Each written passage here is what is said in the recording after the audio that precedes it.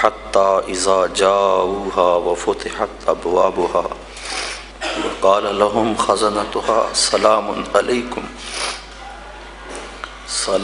عليكم طبتم فادخلوها خالدين وقالوا الحمد لله الذي صدقنا وعده وأورثنا الأرض نتبوأ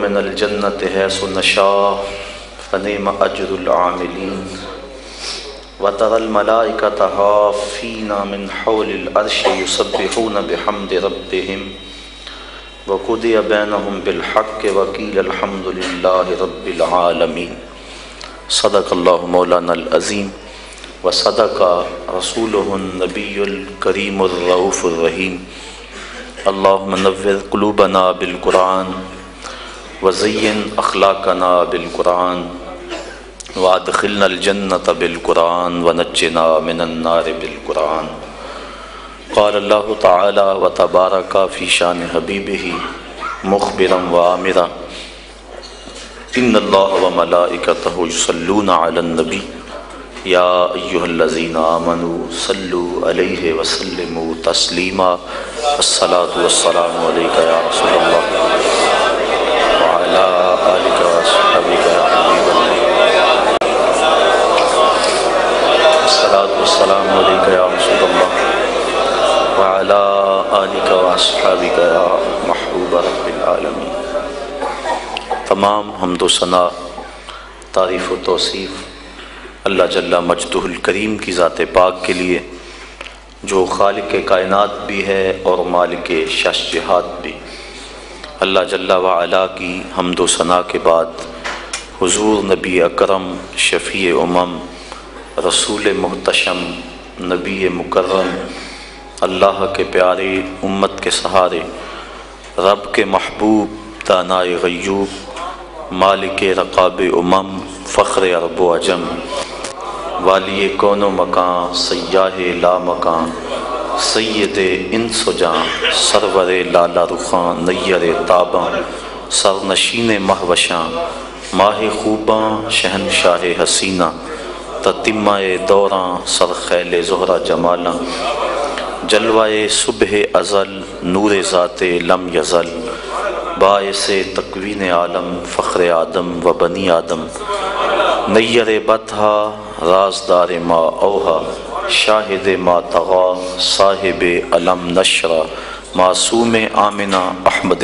مجتبہ حضرت محمد مصطفیٰ صلی اللہ علیہ وسلم کے حضور ناز میں اپنی محبتوں کا نیاز پیش کرنے کے بعد واجب الاحترام ذوی الاحتشام برادران اسلام السلام علیکم ورحمۃ اللہ وبرکاتہ۔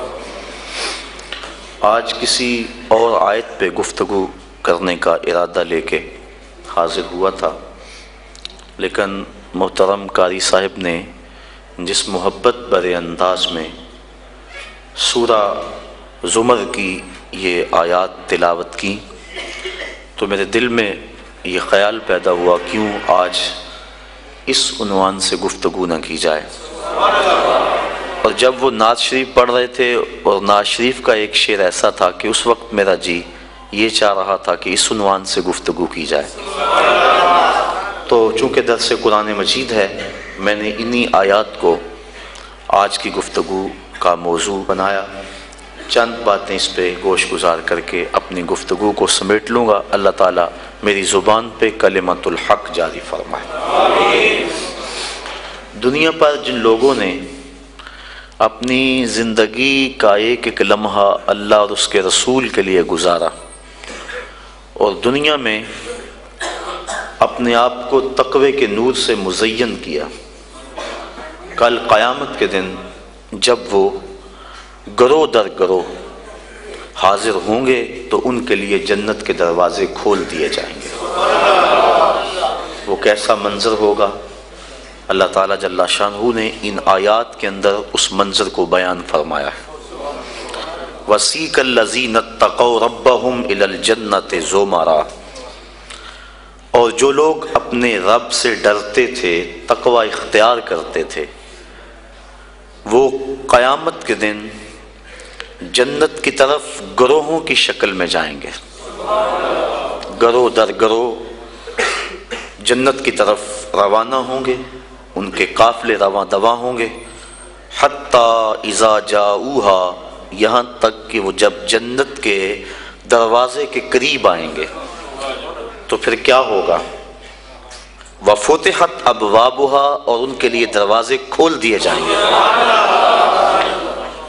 اور دروازے کھول کے ان کو داخلے کی اجازت ہوگی، بس نہیں، وقال لہم خزنتہا سلام، جو داروغہ جنت ہوگا وہ ان کو کہے گا تم پر سلامتیاں نازل ہوں، ان کو سلامی دے گا، سلام علیکم طبتم، تمہارے اوپر سلامتیاں ہو، تم نے زندگی خوب اچھے انداز سے گزاری، طبتم، تم خوب رہے، اچھی زندگی تم نے گزاری، فادخلوہا خالدین، اب آ جاؤ اس جنت میں ہمیشہ رہنے کے لیے، وقالوا الحمد للہ الذی صدقنا وعدہ، اور یہ جنتی جب جنت کی نعمتوں کو دیکھیں گے اور اس میں داخل ہوں گے تو کیا کہیں گے؟ اللہ اکبر، کہیں گے سب خوبیاں اللہ کے لیے جس نے اپنا وعدہ پورا کر دکھایا، جس نے جو وعدہ دیا تھا وہ پورا کر دکھایا، وَأَوْرَثَنَا الْأَرْضَ، اور ہمیں اس زمین کا وارث بنایا، نَتَبَوَّأُ مِنَ الْجَنَّةِ، ہم جنت میں رہیں، حیث نشاء، جہاں ہم چاہیں، فَنِعْمَ أَجْرُ الْعَامِلِينَ، تو کیا ہی اچھا ثواب کام کرنے والوں کا ہے، عمل کرنے والوں کا کتنا اچھا ثواب ہے کہ اللہ کی رحمتیں ان کو نصیب ہوں گی، وَتَرَى الْمَلَائِكَةَ حَافِينَ مِنْ حَوْلِ الْعَرْشِ، اور اے مخاطب تو دیکھے گا فرشتوں کو کہ وہ عرش الہی کے آس پاس حلقہ بنائے بیٹھے ہیں، یہ منظر بھی تیری آنکھیں دیکھیں گی، کیا کرتے ہیں؟ یسبحون بحمد ربہم، وہ اپنے رب کی تعریف کے ساتھ اس کی پاکی بولتے ہیں، وقضی بینہم بالحق، اور لوگوں میں سچا فیصلہ فرما دیا گیا، وقیل الحمد للہ رب العالمین، اور کہا جائے گا سب خوبیاں اللہ کے لیے جو تمام جہانوں کا پالنے والا ہے، رب ہے۔ یہ تمام مضمون پر تو گفتگو ممکن نہیں اس تھوڑے وقت میں، دو ایک باتوں پہ گفتگو آپ کے گوش گزار کر کے اپنی معروضات کو، گفتگو کو سمیٹوں گا۔ وَسِیقَ الَّذِینَ اتَّقَوْا رَبَّهُمْ، اور وہ لوگ جو اپنے رب سے ڈرتے تھے، جنہوں نے تقوی اختیار کیا، ان کو چلایا جائے گا، اِلَى الْجَنَّةِ زُمَرًا، جنت کی طرف گروہ در گروہ، وہ گروہوں کی شکل میں جنت میں جائیں گے، چونکہ تقوی کی بنیاد پہ جو دوستیاں ہوں گی وہ قیامت کے دن قائم رہیں گی۔ قرآن مجید میں اللہ تعالیٰ جل شانہ نے ارشاد فرمایا کہ گوڑے یار، خلیل کہتے ہیں جگری یار کو، گوڑے یار کو، گوڑے یار قیامت کے دن ایک دوسرے کے دشمن بن جائیں گے، اِلَّا الْمُتَّقِينَ، لیکن جن کی دوستی تقوی کی بنیاد پر ہوگی وہ قیامت کے دن بھی قائم رہیں گے۔ اس لیے تقوی کی بنیاد پر قائم ہونے والی دوستی جب قائم رہے گی تو وہ یار کٹھے جنت میں جائیں گے، اور اس مضمون کو یہاں بیان فرمایا گیا۔ زمرہ، گروہ در گروہ، ٹولیوں کی شکل میں، اللہ اکبر، کیسی یہ ٹولیاں ہوں گی؟ اہل محبت کی ٹولیاں ہوں گی، پیار والوں کی ٹولیاں ہوں گی، الفت والوں کی ٹولیاں ہوں گی، اللہ اکبر، حتی اذا جاؤہا وفتحت ابوابہا، اور یہ ٹولیوں کی شکل میں جنت میں جا رہے ہوں گے، جنت کے دروازے ان کے لیے کھول دیے گئے ہوں گے، اور جو داروغہ جنت ہے وہ ان کو سلامی پیش کرے گا، سلام علیکم، تمہارے اوپر سلامتیاں نازل ہوں، کس بات پہ؟ تم نے زندگی اچھے انداز سے گزاری، اللہ، فادخلوہا خالدین، اب اس میں رہو اور ہمیشہ رہو، تمہیں یہاں سے نہیں نکالا جائے گا۔ تو زندگی اللہ کی رضا کے لیے جس شخص نے اچھے انداز میں گزار دی، دنیا پر گو مشکلات اس نے سہی، لیکن قیامت میں اللہ پورا پورا صلہ عطا فرمائے گا۔ حضور نبی رحمت صلی اللہ علیہ وسلم نے ارشاد فرمایا، 4 اشخاص ایسے ہیں جن کو جنت میں جانے سے کوئی چیز نہیں روک سکتی، اور فرمایا اگر لوگوں کے سست پڑ جانے کا اندیشہ نہ ہو تو اے عمر میں تجھ کو کہوں کہ یہ بات گلیوں اور بازاروں میں لوگوں کو بتا دو۔ اور پھر حضور نے ان 4 اشخاص کا تذکرہ کیا۔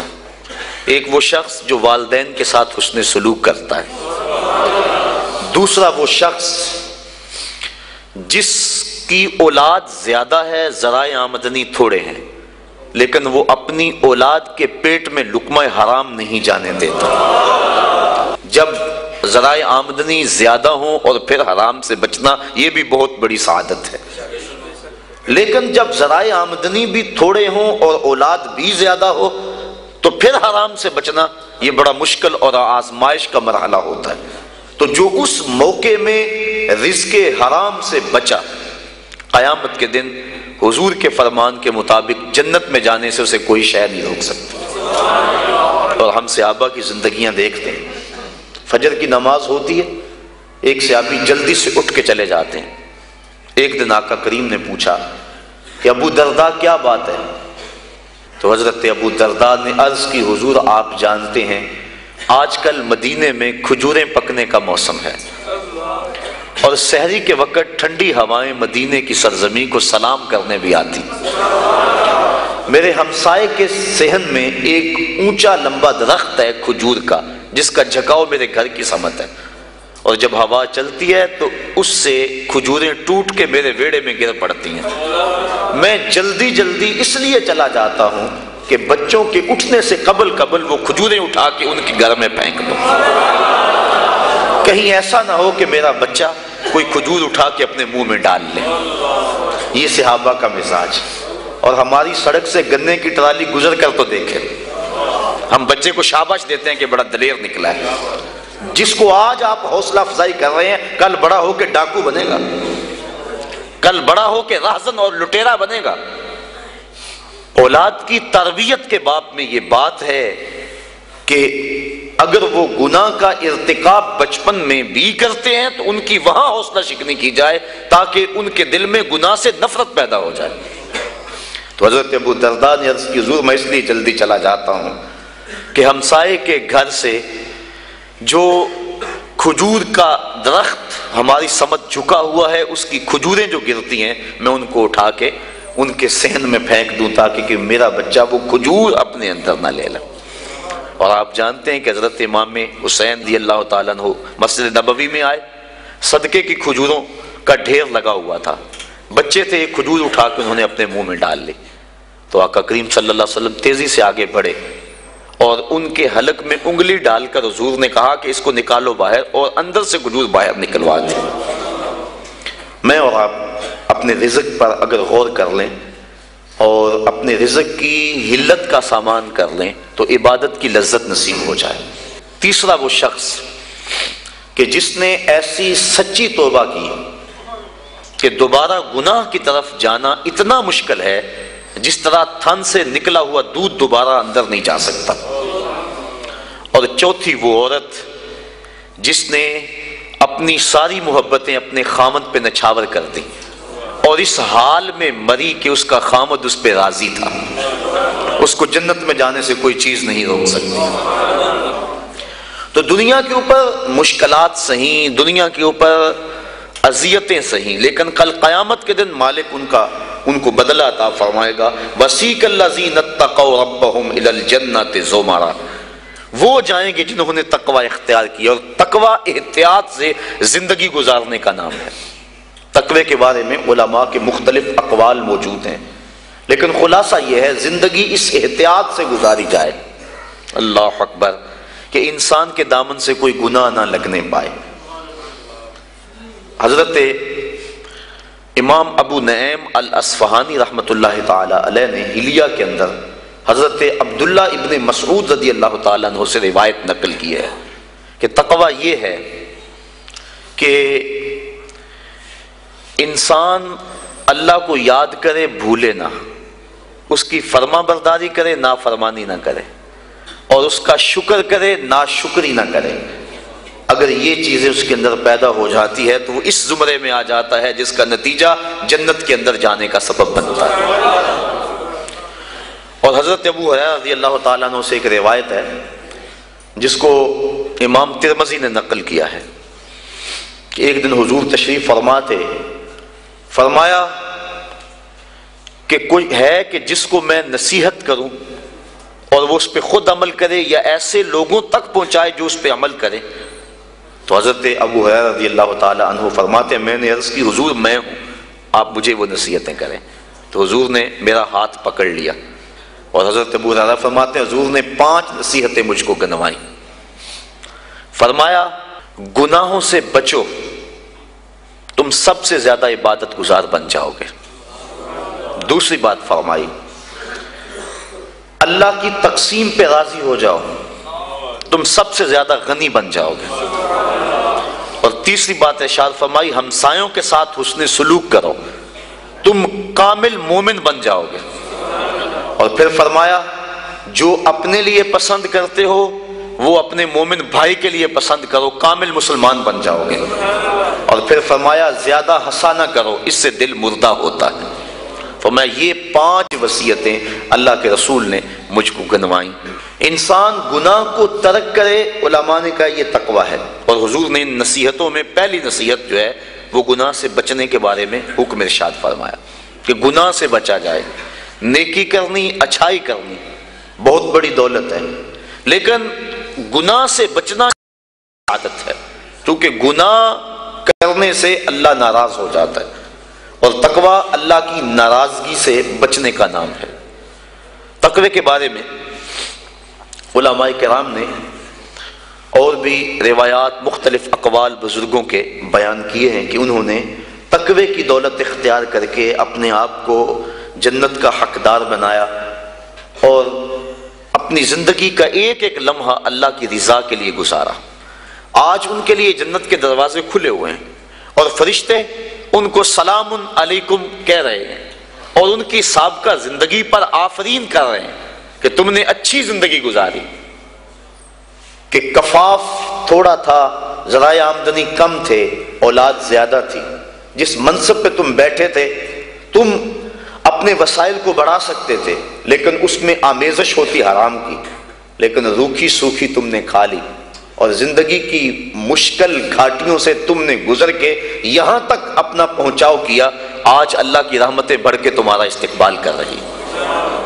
یہ ہے بڑا مشکل کام آج کل، بالخصوص جب کہ دوڑ لگی ہوئی ہے، ہر شخص ایک دوسرے سے آگے بڑھنے کی خواہش کے اندر حلال حرام کی تمیز چھوڑے ہوئے ہیں، اور بات کسی سے کرو تو ہر کوئی یہی کہتا ہے جی کیا کریں، پیٹ کے لیے لگے ہوئے ہیں۔ پیٹ تو 2 روٹیاں صبح مانگتا ہے، 2 شام کو مانگتا ہے، 2 دوپہر کو مانگتا ہے۔ پیٹ کا اتنا لمبا چوڑا مطالبہ نہیں ہے، صرف ہم 2 دنی 4 کے چکر میں پڑے ہوئے ہیں۔ جو بندہ جہاں ہے وہاں وہ راضی نہیں ہے۔ اور اس حدیث کا جو دوسرا ٹکڑا ہے، حضور کی جو دوسری نصیحت، اس میں یہ فرمایا گیا اللہ کی تقسیم پہ راضی ہو جاؤ، سب سے بڑے غنی ہو جاؤ گے۔ غنا دل کی بے نیازی کا نام ہے، تو جتنی مرضی دولت اور پھر بھی طلب ہو تو پھر تو انسان اس طلب میں جل رہا ہے، اطمینان مل ہی نہیں رہا۔ لیکن کفاف تھوڑا ہے، ذرائع آمدنی تھوڑے ہیں، اس سوکھی روٹی پر بھی صبر ہے، قناعت ہے، تو جو لطف اس دسترخوان پہ بیٹھ کر کھانے کا ہے وہ 5 سٹار ہوٹلوں میں کھانے کا بھی نہیں ہے۔ تو یہ حضور کا جملہ کتنا خوبصورت ہے، اور اگر نہیں ہم اللہ کی تقسیم پہ راضی ہوں گے تو کیا کریں گے؟ حدیث میں آتا ہے جب بچہ شکم مادر میں 120 دن کا ہوتا ہے تو فرشتہ آ کے 4 چیزیں لکھ جاتا ہے، ان میں سے ایک چیز اس کا رزق ہے کہ ساری زندگی میں اس کو کتنا رزق ملے گا۔ اب جتنا لکھا گیا ہے الٹی چھلانگے بھی لگائے اس سے زائد نہیں ملے گا، اور جب لکھا گیا ہے اس سے پہلے نہیں ملے گا۔ تو پھر اس رزق کے لیے اٹینشن کی ضرورت کیا ہے؟ رزق کے لیے کام کرے، محنت کرے۔ شاید میں نے کسی درس قرآن میں اس حوالے سے بات کی تھی، حضرت شیخ سعدی شیرازی فرماتے ہیں کہ ایک شخص جنگل میں گیا، اس نے دیکھا کہ ایک لومڑی ہے جس کے ہاتھ پاؤں ہی نہیں ہے، سوچنے لگا مالک اسے رزق کیسے دیتا ہوگا، تو درخت پہ چڑھ کے بیٹھ گیا۔ تھوڑی دیر کے بعد شیر آیا، اس نے شکار کیا اور پس خوردہ چھوڑ کے چلا گیا۔ وہ رینگتی رینگتی آگے بڑھی اور پس خوردہ کھا کے پیٹ بھر لیا۔ اب اس نے کہا کہ جب اس لومڑی کو اللہ عطا فرماتا ہے، میں تو اس کا بندہ ہوں، میں کیوں محنت کروں؟ اس نے محنت چھوڑ دی، ایک دن فاقے سے کاٹا، دوسرا دن فاقے سے کاٹا، تیسرے دن جب حالت غیر ہونے لگی تو آواز آئی بندے میں لومڑی کو بغیر کسی محنت کے دے سکتا ہوں، تجھے نہیں دیکھ سکتا، تجھے بھی عطا کر سکتا ہوں، لیکن لومڑی نہ بن شیر بن، خود کما اور اوروں کو بھی کھلا، نہ کہ لومڑی کی طرح جو ہے وہ بن کے بیٹھ جائے۔ یہ بھی حکم ہے محنت کرنے کا، لیکن محنت کرنے کا، سعی کرنے کا حکم ہے، اٹینشن لینے کا حکم نہیں ہے۔ ہماری ذمہ داری نہیں، ہمارا کام ہے کام پہ چلے جانا۔ دیکھو نا، آپ کسی فیکٹری میں کام کرتے ہیں، 8 گھنٹے کی ڈیوٹی ہے وہاں کام کی، تو آپ مزدوری کرتے ہیں یا کوئی کام کرتا ہے، مالک بیل دے کے آپ کو بلا لیتا ہے دفتر میں، 2 گھنٹے وہاں بٹھائے رکھتا ہے، آپ کو پریشانی ہونی چاہیے کہ وہاں کام جو ہے وہ نہیں ہو رہا؟ آپ کو کیا غرض؟ جس نے کام پہ لگایا اس نے بلایا، مجھے تو مہینے کے بعد پوری تنخواہ ملے گی چاہے سارا دن بٹھائے رکھے۔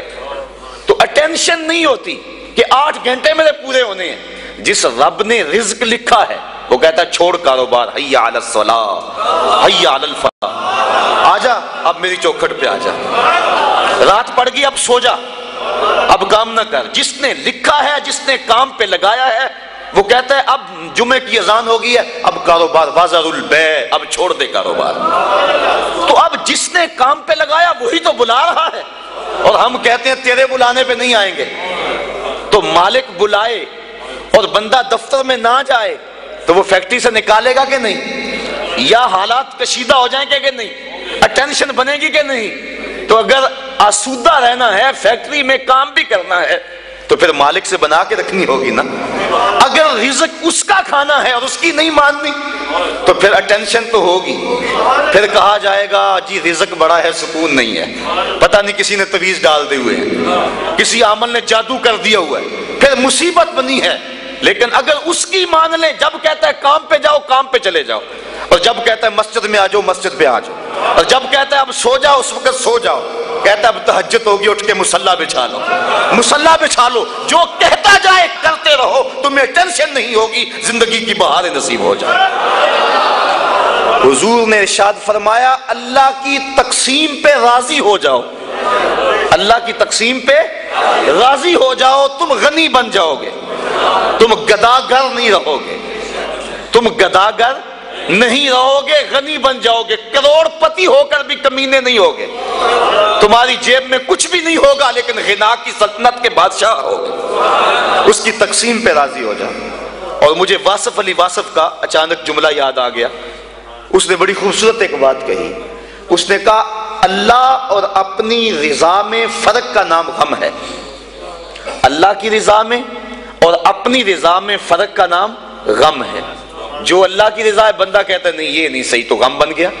تو جب بندہ اللہ کی رضا میں اپنی رضا گم کر لے تو پھر غم نہیں رہتا۔ جے سونا میرے دکھ وچ راضی تے میں سکھ نو چلے ڈاواں، پھر وہ اس حال کے اندر راضی ہو جاتا ہے، ان دکھوں کے اندر اسے لذت آتی ہے۔ وہ کہتا ہے میرا مالک مجھے یہاں رکھنا چاہتا ہے، میں آگے کیوں جاؤں؟ تو جہاں مالک کی مرضی ہے بندہ وہاں رہتا ہے۔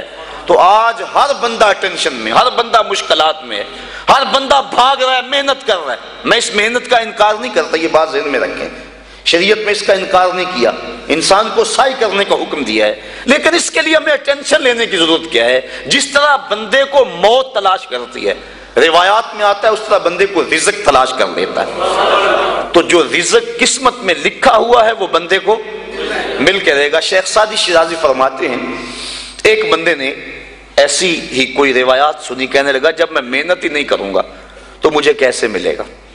اس نے سب کچھ چھوڑ چھاڑ دیا اور ایک غار میں جا کے بیٹھ گیا، اور غار بھی کوئی تاریخ تھی، وہاں کسی کا گزر بھی نہیں تھا۔ 2 4 5 دن گزر گیا تاکہ بے ہوشی پڑنے لگی۔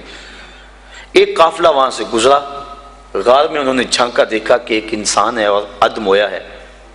انہوں نے جا کے دیکھا، غور کیا، یہ تو بھوک سے مر رہا ہے۔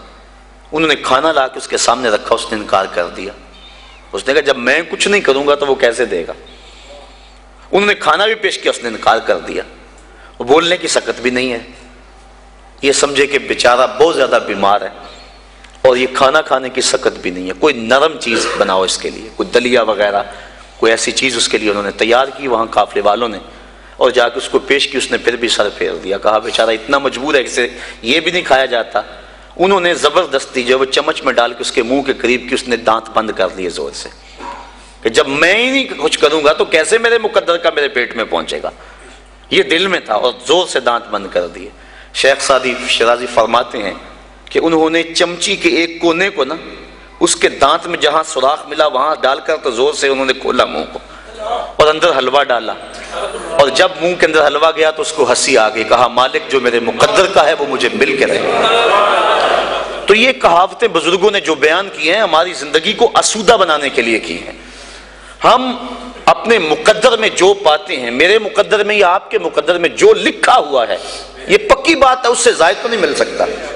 اب اس کو حاصل کرنے کے لیے ہم حرام ذرائع کیوں اختیار کریں؟ ہم کام پہ جائیں درود پڑھتے ہوئے, ہم کام پہ جا رہے ہیں, کہاں سے آئے گا, کیا ہوگا, کیا اس کی ٹینشن کیا؟ ہم کام پہ جا رہے ہیں اور نبی پہ درود پڑھ رہے ہیں. بس ہم کام پہ جا رہے ہیں استغفر اللہ پڑھ رہے ہیں.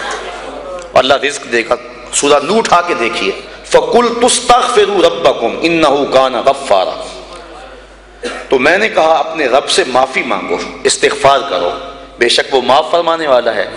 پھر کیا ہوگا؟ يُرْسِلِ السَّمَاءَ عَلَيْكُمْ مِدْرَارًا, وہ آسمان سے موسلادھار بارش بھیجے گا. وَيُمْدِدْكُمْ بِأَمْوَالٍ وَبَنِينَ, تم کو مال بھی دے گا بیٹے بھی دے گا.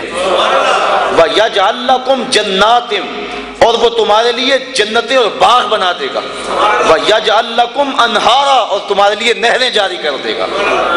اللہ اکبر. مَا لَكُمْ لَا تَرْجُونَ لِلَّهِ وَقَارًا. آگے فرمایا کیا ہو گیا تمہاری نظر میں اللہ کا وقار نہیں رہا؟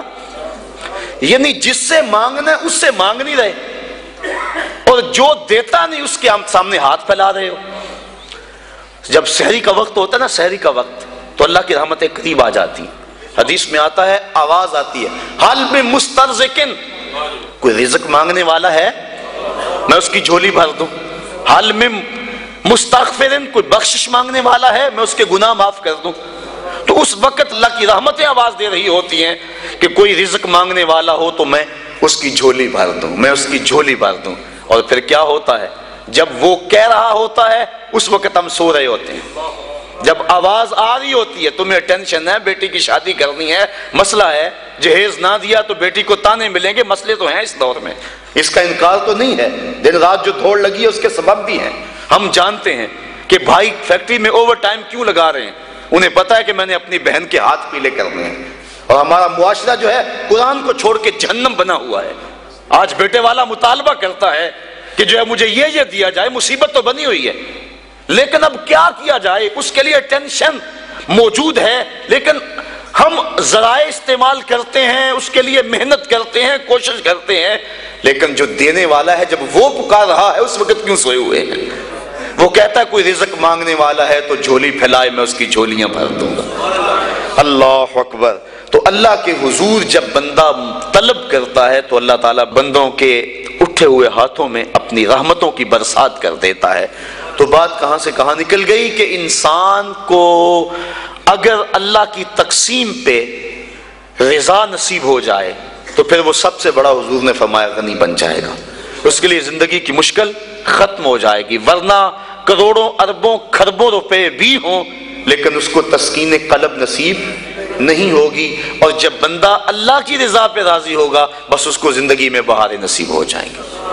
میں اچھی طرح جانتا ہوں ایک شخص کو, ہمارا پیر بھائی بھی ہے, وہ بہت اعلیٰ عہدے پہ براجمان تھا وہ, لیکن اس محکمے میں حالات ایسے تھے, وہ ایسے چکر میں آ گیا کہ اس کو وہ کام چھوڑنا پڑا. اب وہ لوہے کی ڈلائی والی بھٹی پہ کام کرتا ہے اور تقریباً 20-25 کلومیٹر کے قریب فاصلہ ہے جو سائیکل پہ آتا جاتا ہے. تو میں نے ایک دن اسے پوچھا, میں نے کہا کہ اچھی ٹھاٹ باٹ کی نوکری تھی اور آپ نے چھوڑ کے اس کو اختیار کر لیا, اب صبح جاتے ہو, آج کل سردیاں بھی ہیں, نہر کا کنارہ ہے جہاں چل کے اسے جانا پڑتا ہے, تو مشکل تو بڑی ہوتی ہوگی. کہنے لگا اس میں اللہ نے میرے لیے لذتیں ہی بڑی رکھ دی, اور اللہ تعالیٰ اس کو زندگی عطا فرمائے. انسان جب اللہ کی رضا کے لیے کسی کام کا آغاز کرتا ہے اور گناہ کو چھوڑتا ہے, اللہ اس کے نیک کام کے اندر برکت ڈال دیتا ہے. کثرت اور چیز ہے, برکت اور چیز ہے. بہت سارے لوگ ہیں کثرت رکھتے ہیں لیکن برکت نہیں رکھتے, اور بہت سارے لوگ ہیں برکت کی دولت سے مالا مال ہیں, اور برکت تھوڑے میں پڑ جائے تو برکت جب مالک ڈال دے تو پھر بندے کے لیے پریشانی ختم ہو جاتی ہے۔ اور آج ہمارے کٹھن حالات پیدا ہوئے، یہ کیوں ہوئے ہیں؟ اس کی ایک اور وجہ ہے جو آپ کے سامنے عرض کرنا چاہتا ہوں۔ امام خبیری نے اس روایت کو نقل کیا، حضور فرمایا سیاتی زمان علی امتی یفرون من العلماء والفقہاء فیبتلیہم بثلاث، میری امت پہ ایک وقت آئے گا کہ لوگ علماء اور فقہاء کی صحبت سے دور بھاگنا شروع ہو جائیں گے۔ فیبتلیہم بثلاث، تو اللہ تعالیٰ ان کو 3 طرح سے آزمائے گا۔ جب لوگوں کی حالت یہ ہوگی کہ اچھے لوگوں کی سنگت صحبت اختیار کرنا چھوڑ دیں گے، 3 آزمائشیں ان پہ نازل ہوں گی۔ پہلی آزمائش یہی، جس کے لیے آج کے مضمون کا سارا رخ ہی مڑ گیا، لیکن چلو یہ بھی ضروری باتیں میں آپ کی گوش گزار کر رہا ہوں۔ یرفع البرکۃ من کسبہم، پہلی بات یہی کہ ان کے کسب سے، کاروبار سے، مال سے برکت اٹھا لی جائے گی۔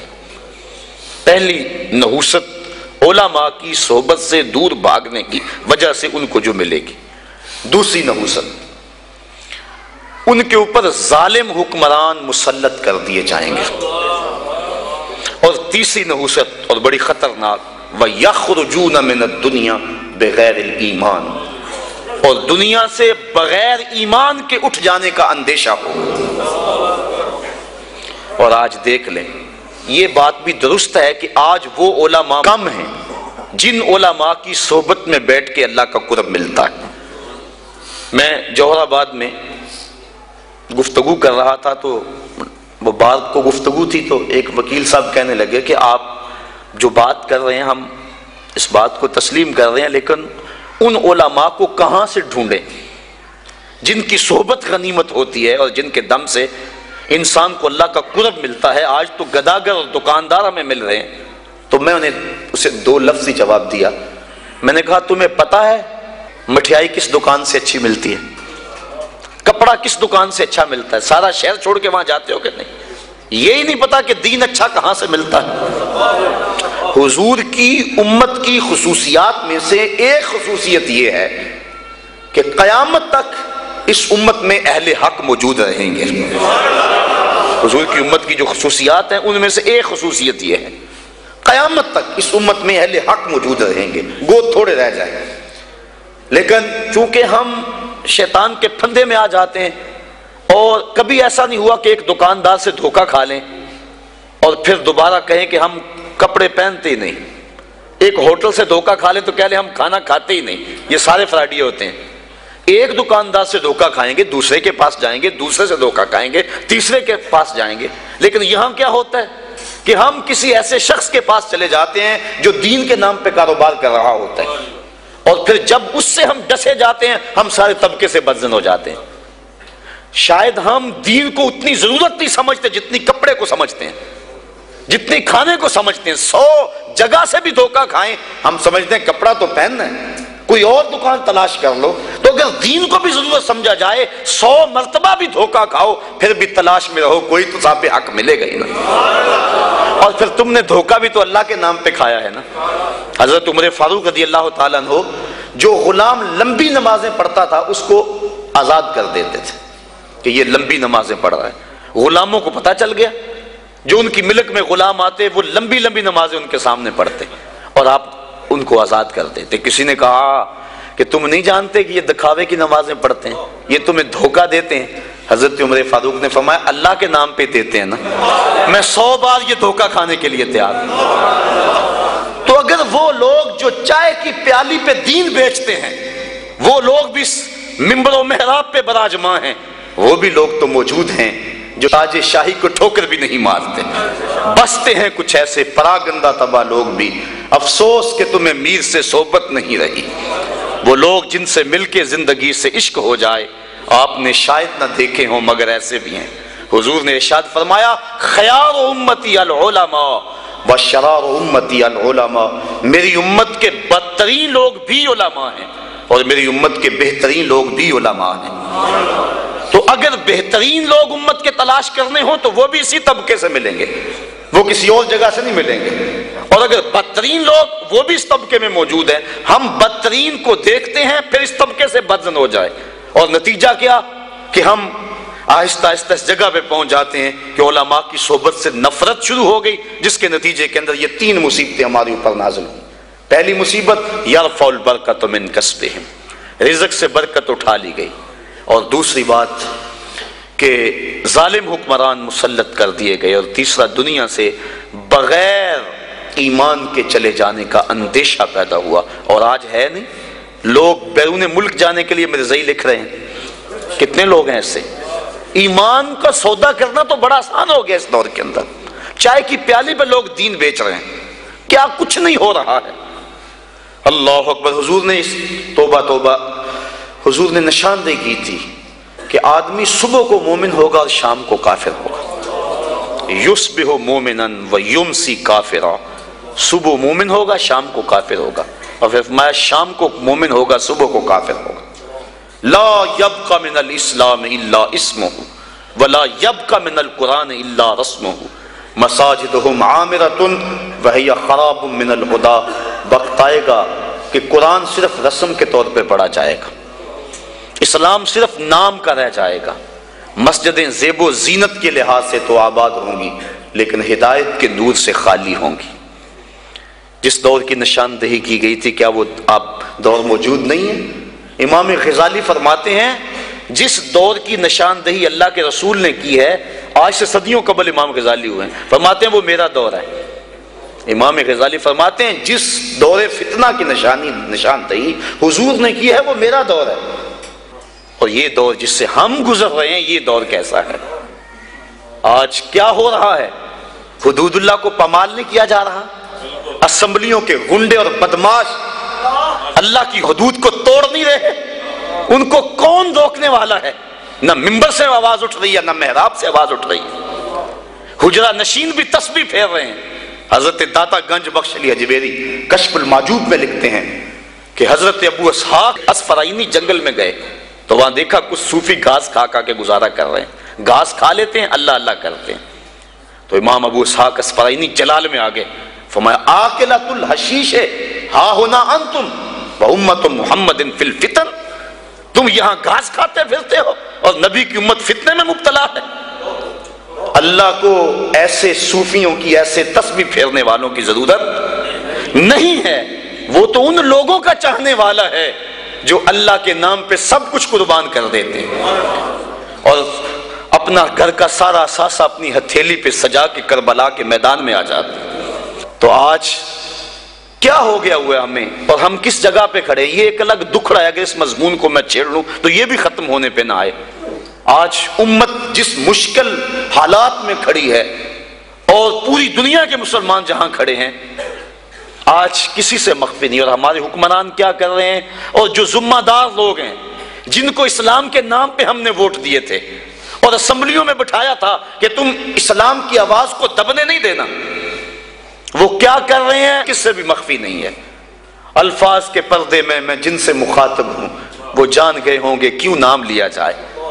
سب کو پتا ہے کہ آج کیا ہو رہا ہے اور کیسی سودے بازی ہو رہی ہے، اور لوگ دین کو بیچ رہے ہیں، سرے ممبر بیچ رہے ہیں، اپنا دین ایمان بیچا جا رہا ہے۔ تو یہ قرب قیامت کی نشانیاں ہیں۔ تو آج وہی بچے گا جو اللہ کی کتاب قرآن مجید کے ساتھ لگ جائے گا۔ اچھے لوگ تلاش کرے، ضرورت ہے ہماری تلاش کرنا۔ اگر اچھے لوگ کم ہو گئے تو ہم کہتے ہیں چلو نہیں تو نہ صحیح، یہ ہم کیسے کہہ سکتے ہیں جبکہ ہماری ضرورت ہے؟ ہم جگہ جگہ سے ڈنک کھائیں، جگہ جگہ سے ڈسے جائیں، ان اچھے لوگوں تک پہنچنے کی کوشش کریں۔ یہ دنیا چکی ہے اور اس کے 2 پڑوں کے نیچے جو بھی آ گیا وہ کچلا جائے گا، بچے گا وہی جو کلی کے ساتھ لگ کے رہے گا۔ تو ہم نے اس کلی کو تلاش کرنا ہے، وہ کہاں ہے؟ ہم کہتے ہیں کوئی بات نہیں، ہم کیا کریں جی؟ نہیں، قیامت کے دن پوچھ کاروبار کا پتہ ہے ہمیں، کہاں نفع ہے کہاں نقصان ہے، کہاں سودا دینا ہے کہاں نہیں دینا ہے، کہاں کس منڈی سے 2 نمبر مال ملتا ہے کہاں سے 1 نمبر مال ملتا ہے، ہمیں سب پتہ ہے۔ دنیا کا سارا شعور اور فہم و ادراک ہم رکھتے ہیں، اور یہاں آ کر ہم بھولے بن جاتے ہیں جی ہمیں کیا کریں، ہمیں تو کوئی صحیح ملا ہی نہیں گا، تم ڈھونڈو تو صحیح۔ ایسے لوگوں کو تلاش تو کرو، در در کی خاک تو چھانو، ایک دن وہ ملیں گے جن کے ملنے سے زندگی پیاری لگنے لگ جائے گی، جن کی قربت میں بیٹھ کے اللہ یاد آئے گا، اور جن کی صحبت تمہیں مالک کے قریب کر دے گی اور تم گناہوں سے خود بخود نفرت کرنے لگ جاؤ۔ تو ایسے لوگوں کو تلاش کریں، ایسے لوگوں کی قربت میں بیٹھیں۔ تو مضمون اور سمجھ چلا گیا اور یہ باتیں ضروری بھی تھیں. بہرحال وسیق الذین اتقوا ربهم الی الجنۃ زمرا، وہ لوگ جنہوں نے تقوی اختیار کیا وہ جنت کی طرف جو ہے وہ گروہوں کی شکل میں جائیں گے. یہ کون لوگ؟ جنہوں نے تقوی اختیار کیا. اللہ اکبر. اور تقوی کیا ہے؟ گناہوں سے قلبی نفرت کا نام ہے. حضرت شیخ جہانگیر سمنانی رحمۃ اللہ تعالی علیہ فرماتے ہیں، آپ فرماتے ہیں تقوی یہ ہے کہ نیکی کرنے کے باوجود بھی ڈرتا رہے پتہ نہیں میری نیکی بھی قبول ہوئی ہے کہ نہیں. یہ تقوی ہے. حضرت علی المرتضیٰ فرماتے ہیں اپنی عبادات پر اعتماد نہ کرنا تقوی ہے. اور حضرت عمر فاروق کا عمل ہمارے سامنے موجود ہے کہ عید کے دن رو رہے تھے، چھوٹی عید کے دن. اس نے پوچھا آج تو ہر کوئی خوش ہے اور آپ رو رہے ہیں؟ کہا مجھے نہیں پتا کہ میرے روزے قبول ہوئے ہیں یا کہ نہیں. اگر قبول ہوئے تو پھر میرے لیے خوشی کی بات، اور اگر قبول نہیں ہوئے تو میرے منہ پہ مارے گئے. اس لیے میں چونکہ قطعاً جانتا نہیں اس لیے رو رہا ہوں کہ پتہ نہیں میں کن لوگوں میں سے ہوں. حضرت بایزید بستامی سے کسی بڑھیا نے پوچھا تھا حضرت ایک مسئلہ تو بتاؤ. پوچھا کیا؟ کہا میرے گدھے کی دم اچھی ہے یا آپ کی داڑھی اچھی ہے؟ ہائے مجھے کوئی یہ مسئلہ پوچھ کے تو دیکھے پھر جائے کہاں.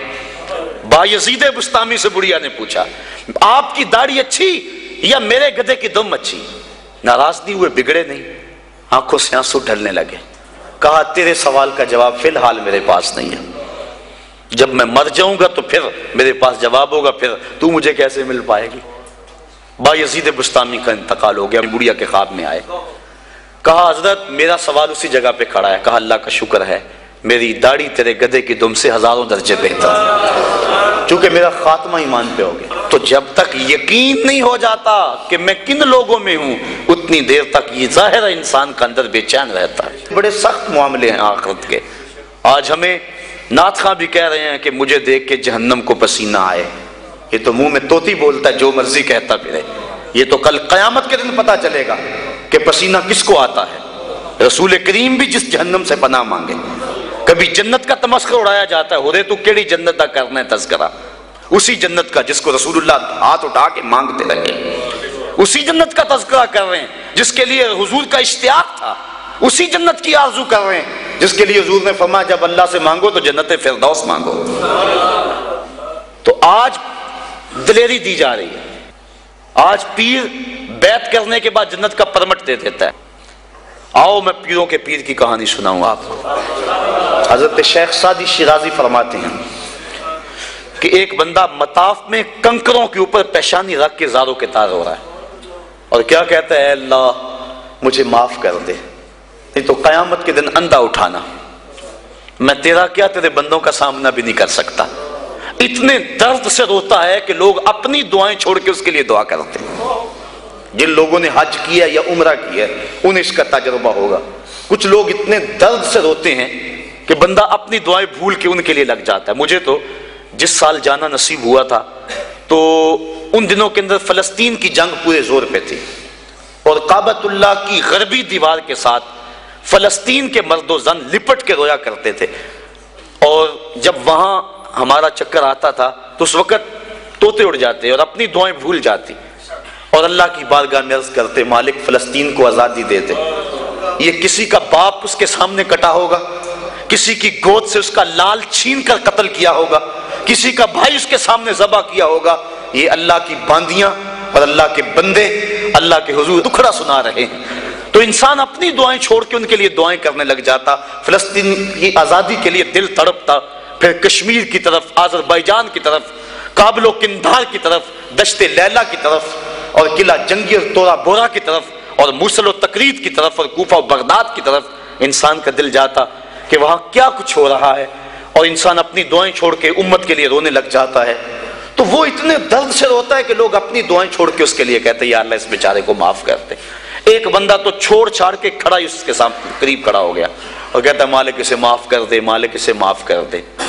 کافی دیر کے بعد وہ شخص جو روتا تھا اٹھ کے جانے لگا.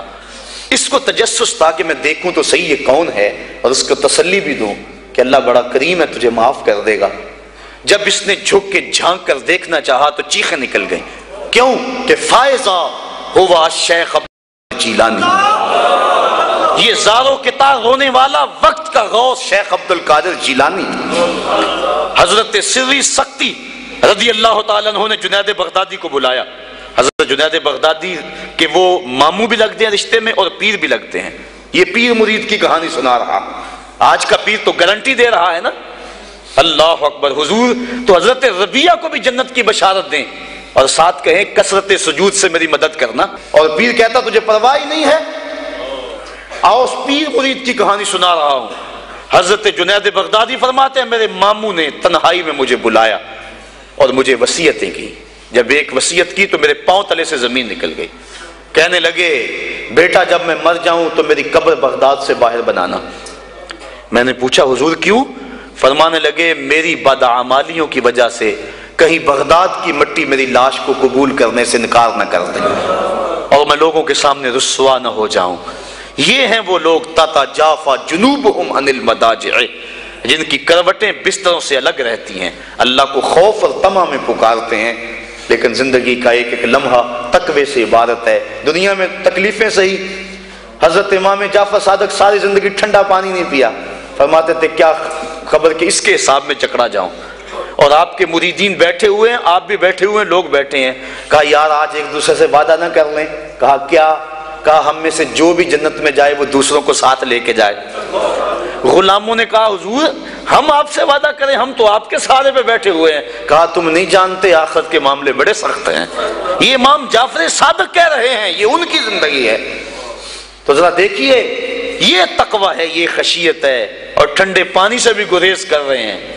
تین چیزوں کا حساب نہیں ہوگا قیامت کے دن، ضرورت کے وقت کھانا پینا، اور ستر عورت کے لیے کپڑا لباس، اور ضرورت کا مکان۔ ان تین چیزوں کا حساب نہیں ہوگا۔ اس کے علاوہ جو بھی نعمت اللہ نے دی ہے ثم لتسألن یومئذ عن النعیم، اللہ قرآن میں کہتا ہے ہر نعمت کے بارے میں پوچھا جائے گا۔ تو صاحبو جن لوگوں نے اس بات کا خیال رکھا کہ ہمارے رب نے ہمیں پوچھنا ہے اور ایک ایک بات کا ہم نے جواب دینا ہے، یہ بات درست ہے کہ اللہ اپنے فضل سے معاف کرے گا، لیکن سحری کے وقت اٹھ کے سسکیاں بھرنے والا اور رات شراب خانے میں گزارنے والا کیا قیامت کے دن ایک صف میں کھڑے کر دیے جائیں گے؟ یہ کیسے ہوگا؟ غریبوں کا خون چوسنے والا، بیواؤں اور یتیموں کا مال لوٹنے والا اور رات کی تنہائی میں ان کی مدد کرنے والا کیا ایک صف میں کھڑے کر دیے جائیں گے؟ ایسا کیسے ہو سکتا ہے؟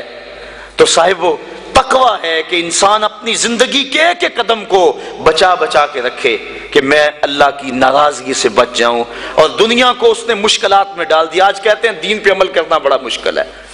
جو بندہ دین پہ عمل کرنا چاہتا ہے اللہ قرآن میں سورۃ الاعلیٰ میں فرماتا ہے مشکل نہیں، ہم اس کے لیے آسان بنا دیتے ہیں۔ چلو لوگوں کے لیے مشکل ہی صحیح، لیکن اس نے مشکل میں یہ زندگی کاٹ لی، اور دنیا ہے بھی، دنیا سجن المومن، مومن کے لیے ہے بھی قید خانہ، لیکن جب قید سے چھوٹا پھر کیا ہوا؟ اللہ کی رحمتیں بڑھ کے اس کا استقبال کر رہی ہیں۔ پھر گروہوں کے اندر وہ جنت میں جائیں گے اور فرشتے کہیں گے سلام ہو تمہیں کہ تم نے زندگی اچھے ڈھب سے گزاری ہے، اب جنت میں آ جاؤ، تم اس جنت سے کوئی نکالنے والا نہیں ہے۔ اور وہ کہیں گے اللہ تیری تعریفیں اور تیری خوبیاں، تو نے جو وعدہ کیا تھا آج واقعی تو نے سچا کر دکھایا ہے۔